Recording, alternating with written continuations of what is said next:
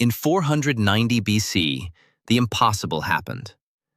A small coalition of Greek city-states defeated the greatest empire the world had ever known at the Battle of Marathon. To the Greeks, it was a miracle. To the Persians, it was an insult. And to King Darius I, it was unfinished business. But Darius would never see his revenge fulfilled. Before the next campaign could begin, the great king died, leaving behind an empire, a humiliation, and a war that would now belong to his son. That son was Xerxes. When Darius I died in 486 BC, the Persian Empire stretched from India to the Aegean Sea, ruling over tens of millions of people, hundreds of cultures, and the wealth of the ancient world. Xerxes did not inherit a weak empire. He inherited the strongest political and military machine on earth. But he also inherited problems. Revolts in Egypt, rebellion in Babylon, and the lingering humiliation of Marathon before Greece could even be considered. Xerxes had to prove one thing, that he was strong enough to rule. Within 2 years, he crushed both Egypt and Babylon with brutal efficiency.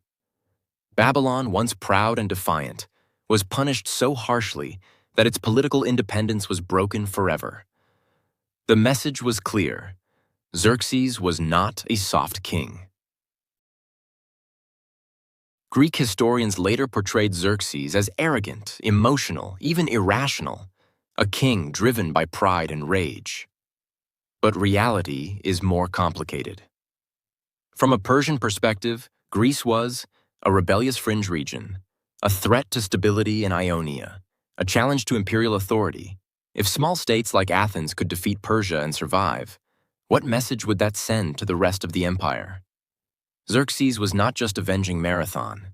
He was protecting the idea of empire itself. According to Herodotus, not everyone supported another invasion of Greece. Xerxes' uncle Artabanus warned him, "Great expeditions bring great dangers." Artabanus argued that Greece was mountainous, supply lines would be long. The Greeks fought differently. Persia had little to gain. For a moment, Xerxes hesitated. But hesitation was dangerous for a king whose authority depended on strength. Xerxes decided that retreat was worse than risk. The invasion would happen. What followed was not a campaign. It was a continental mobilization. For 4 years, the Persian Empire prepared for war. Roads were built. Depots were stocked. Bridges were engineered. Fleets were assembled from Phoenicia, Egypt, Cyprus, and Ionia. This was logistics on a scale never seen before. Persia was not gambling. It was overwhelming.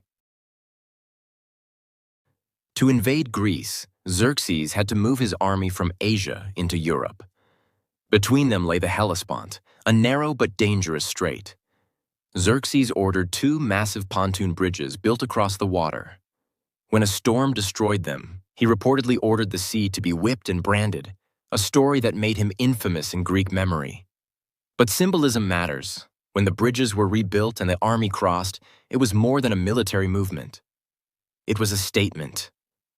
The world bends to the King of Kings. How big was Xerxes' army? Ancient sources claim millions. Modern historians disagree, but even conservative estimates suggest hundreds of thousands of soldiers, a supporting fleet of over 600 warships, servants, engineers, scribes, and supply workers. This was not just an army. It was a moving empire. While Persia prepared for years, Greece argued. Athens and Sparta distrusted each other. Many Greek states chose neutrality. Some even sided with Persia. Only a few leaders understood what was coming. One of them was Themistocles of Athens. Using silver from newly discovered mines, he pushed Athens to build a navy, not knowing it would soon decide the fate of Greece itself. Sparta, bound by tradition and religion, hesitated. Greece was not united. Persia was. By 480 BC, Xerxes' army marched through Thrace and Macedonia without resistance.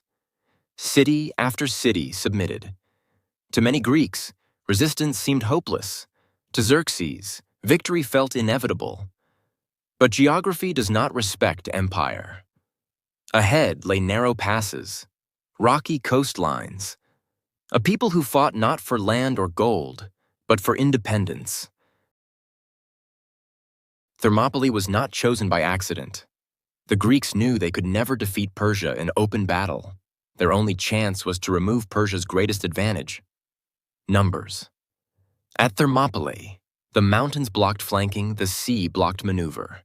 Only a few thousand men could fight at once.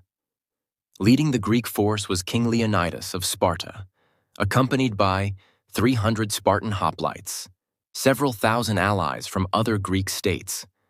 This was not a suicide mission. It was a delaying action. Xerxes expected the Greeks to flee. When they did not, he waited 4 days, convinced fear would do his work. It didn't.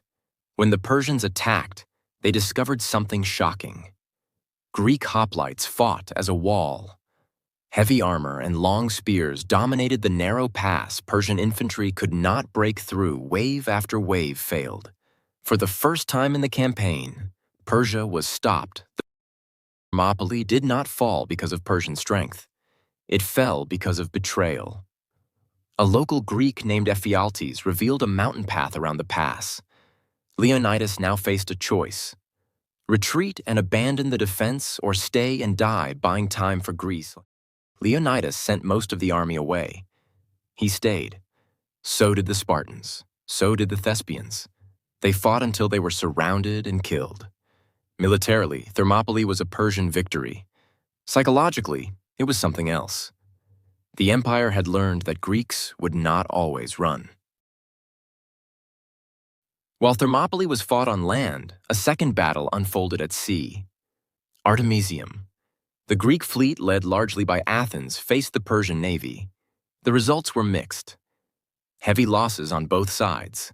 Storms damaged Persian ships. Neither side gained decisive control, but the lesson was clear.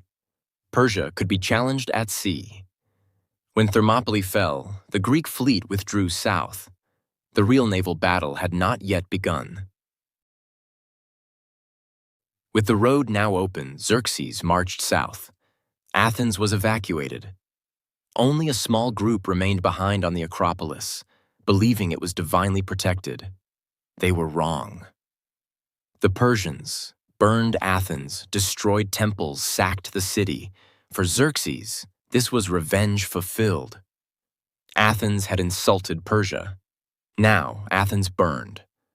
But victory can create overconfidence. The Greek fleet regrouped near the island of Salamis. Many Greek commanders wanted to retreat further south. One man disagreed: Themistocles. He understood something Xerxes did not. Persian ships were large and numerous. Greek ships were smaller and more maneuverable. Narrow waters favored Greece. Themistocles tricked Xerxes into attacking immediately, inside the straits. Xerxes believed the Greeks were divided. Their retreat was imminent. A decisive victory was within reach. He took the bait. In the narrow straits, Persian ships collided with each other. Greek triremes rammed and sank them. Persian command and coordination collapsed. From a hill overlooking the battle, Xerxes watched his navy be destroyed. This was not a minor defeat. This was catastrophic. Without naval control, the army's supply lines were vulnerable. The campaign could not continue safely. For the first time, Xerxes faced reality. The invasion had failed. After Salamis, Xerxes made a critical decision. He returned to Asia, leaving part of his army behind under the general Mardonius. This was not cowardice, it was strategy. Xerxes still ruled the greatest empire on earth, but Greece was no longer worth the risk. In 479 BC, the remaining Persian forces were defeated at Plataea on land, Mycale at sea. These were not glorious last stands. They were decisive defeats. Persia would never again attempt to conquer mainland Greece. Xerxes did not fail because he was foolish. He failed because geography favored defenders. Greek warfare neutralized Persian advantages. Naval defeat broke the campaign. Greece fought for survival, Persia for control. Empires excel at expansion. They struggle against resistance. The aftermath, a changed world. For Greece, confidence exploded. To Athens built an empire, culture, philosophy, and democracy flourished. For Persia, the empire survived, but its western expansion stopped. For history, the idea that a small, divided people could defeat a superpower was born, and all of it traced back, unbelievably, to one man trying to save his position in Miletus. Xerxes crossed into Greece believing history was already written. But history is not written by size alone. It is written by terrain, by timing, by choices, and by people who refused to submit. The Persian Empire remained mighty, but at Thermopylae and Salamis, the world learned something new. Even the greatest empire can be stopped. Thanks for watching. Join us again by subscribing for new episodes on the events that defined human history.